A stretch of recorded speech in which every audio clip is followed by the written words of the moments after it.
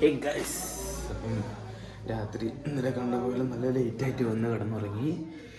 ഒരു 9 മണിയാകുമ്പോൾ എണീറ്റ് ഇപ്പം 9:20 ഫുഡ് കഴിച്ച് ഒന്ന് പല്ലൊക്കെ തേച്ച് ഒന്ന് ഫ്രഷ് ആയിട്ടേ ഉള്ളൂ. കുളിക്കാനൊന്നും ടൈം കിട്ടിയില്ല. ഇപ്പോൾ സാധനം എന്താ ഇത് അവിടെ ഗിഫ്റ്റ്സും കാര്യങ്ങളൊക്കെ കൊണ്ടുപോയി കൊടുക്കണം.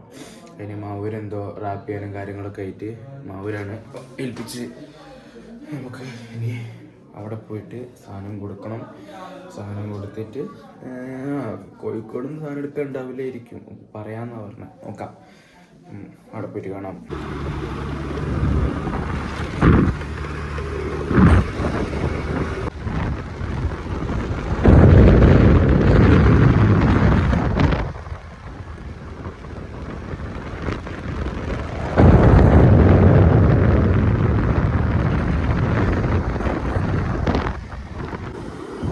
അപ്പോൾ നമ്മൾ സാധനം ഏൽപ്പിച്ചിട്ടുണ്ട്. വീട്ടിൽ തിരിച്ചു പോകാൻ കോഴിക്കോട് പോകാൻ ചാൻസ് ഉണ്ടാവില്ല എന്നാണ് പറഞ്ഞത്. അതുകൊണ്ട് കുറച്ച് ടൈമില്ല പണി. ഇനി ഈ വണ്ടി എന്താ കാണിക്കേണ്ടതെന്ന് ഒരു ഐഡിയ ഒന്നും പറഞ്ഞില്ല. വണ്ടി അവിടെ കൊണ്ട് എത്തിക്കണം. അതൊക്കെ തന്നെ ആയിരിക്കും. ഇന്നിന് പ്രത്യേകിച്ച് പണിയൊന്നും ഉണ്ടാവില്ല. അങ്ങനെയാണെങ്കിൽ നമുക്ക് പ്രൊജക്റ്റിൻ്റെ ഡോക്യുമെൻറ്റേഷൻ ബാക്കി ചെയ്യാനും. ഗൈസ്, അപ്പോൾ നമ്മളെ കുന്നമംഗലത്ത് പോയിക്കൊണ്ടിരിക്കുകയാണ്.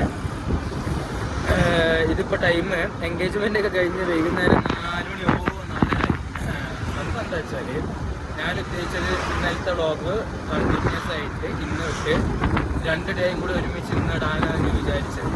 പക്ഷെ ഇന്നലത്തെ എൻഡിങ് ഇടാൻ കഴിഞ്ഞില്ല, ടൈം കിട്ടിയില്ല, ഡോക്യുമെൻറ്റേഷനിൽ കുത്തിരുന്നു.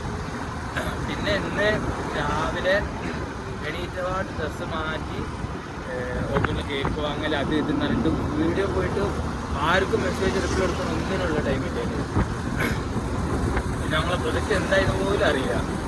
അത് അന്വേഷിക്കാൻ പോലും ടൈം കിട്ടിയില്ല. ലാസ്റ്റ് ഇപ്പം അതാ ഒരു സാധനം മാറ്റിക്കാൻ അവളമ്മൻ്റെ എന്തോ വെറുതെ എന്തോ ഒന്ന് മാറ്റിക്കാൻ വേണ്ടിയിട്ട് കുന്നമംഗലത്തേക്ക് പോയിക്കൊണ്ടിരിക്കുക. ഈ ഒരു ടൈം ഇപ്പോഴാണ് ഒന്ന് ഫ്രീ കിട്ടി.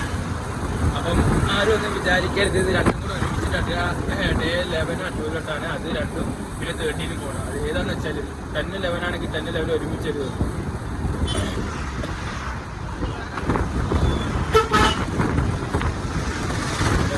കുന്നമംഗലത്ത് എത്തിയിട്ടുണ്ട്. ഇനി സാധനമൊക്കെ വാങ്ങി ചിലപ്പോൾ അലീൻ്റെ അവിടേക്ക് പോകാൻ ഡോക്യുമെൻറ്റേഷൻ ചെയ്യാൻ പോയി.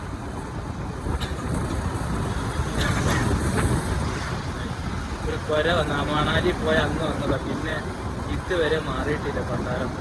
ഇന്നെന്തായാലും പള്ളിക്കാലം ഒരു ഡോക്ടറെ കണ്ടിട്ടാണ്. അപ്പം എന്തായാലും വീട്ടിലെത്തിയിട്ട് എന്തെങ്കിലുമൊക്കെ ഉണ്ടെങ്കിൽ കാണാം. ബൈ.